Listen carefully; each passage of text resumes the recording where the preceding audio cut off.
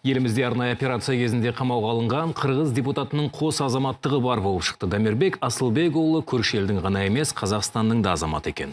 Мұны Қырғызстанның сыртқы істер министрлігі ресми түрде мәлімдеді. Әрі грек-рим күресінің кәсіпқой палуаны 2000 жылдардың басында қазақ елдің атынан жарыстарға қатысып, көк туымызды желбіреткен екен. Аты шулы халық қалаулысына қатысты тың деректерді Досжан Маратұлы тексеріп көрді. Қырғызстан жоғарғы кеңесінің депутаты Дамирбек Асылбекұлының төңірегіндегі дау ушықпаса басылатын түрі жоқ. Енді қырғыздардың қоғам белсенділері халық қалаулысының биографиясындағы былықты ашкерелеп жатыр. Яғни атышулы депутат Қазақстанның да азаматы болып шыққан. Тіпті грек-рим күресінен қазақ намысын талай рет қорғаған. За 5 минут 10 секунд чистую победу одержал Асылбекұлы Дамирбек Казахстан. Міне 2003 жылы түсірілген мына видеода Дамирбек Асылбекұлы жеңіске жетті. Тіпті бұған дейін 2001 жылы Монғолияда өткен Азия біріншілігінде де Қазақстан атынан шығып күміс медаль алыпты. Сол мәліметтер халықаралық Википедия сайтында да анық жазылған. Тіпті белсенділер халық қалаулысының шын аты Динарбек Супатаев екенін айтуда. Әрі туған жылында өзгерткенге ұқсайды.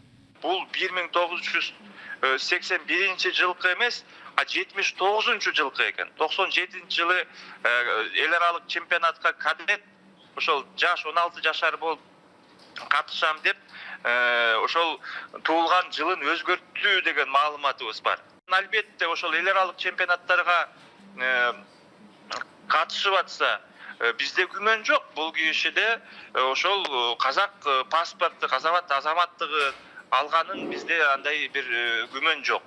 Сарапшылардың айтуынша, кейін Асылбекұлы өз жайлы мәліметтерді өзгертіп, қырғыз азаматтығын алған. Сөйтіп, 2009 жылы небәрі 28 жасында жоғарғы кеңестің ең жас депутаты болып сайланған. Кейін 2015 жылы да мандатын сақтап қалыпты. 37 жастағы халық қалаулысы сот жүйесін реттеу комитет төрағасының орынбасары қызметінде атқарады.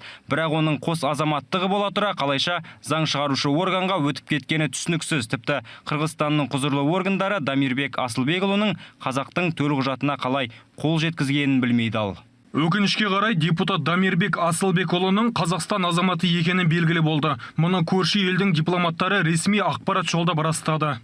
Ал дауға қалған 37 жастағы халық қалаулысы сыбайластармен бірге тура бір апта бұрын Алматы облысында жүргізілген арнайы операция кезінде ұсталып, 2 айға қамауға алынған болатын. Ол кезде жалпы саны 35 адам ұсталған еді. Оларға шекарада контрабандамен айналысқан деген айып тағылған.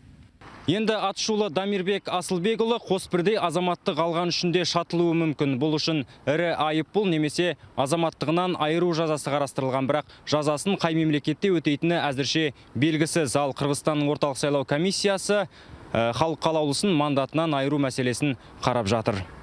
Досжан Маратұлы, Роман Расулов, КТК.